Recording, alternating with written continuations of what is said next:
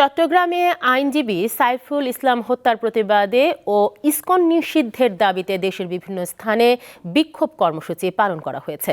দুপুরে মেহেরপুর জেলা আইনজীবী সমিতির ভবনের সামনে বিক্ষোভ করেন মেহেরপুর জেলা জাতীয়তাবাদী আইনজীবী ফোরামের সদস্যরা।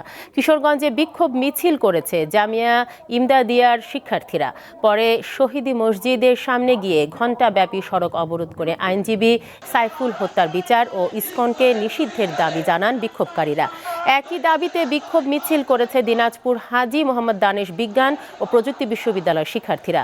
সাইফুল হত্যার প্রতিবাদে ও দায়ীদের বিচারের দাবিতে লক্ষ্মীপুরে বিক্ষোভ মিছিল করেন আইনজীবীরা। দুপুরে জেলা জজ কোর্ট প্রাঙ্গণে এ বিক্ষোভ মিছিল অনুষ্ঠিত হয়।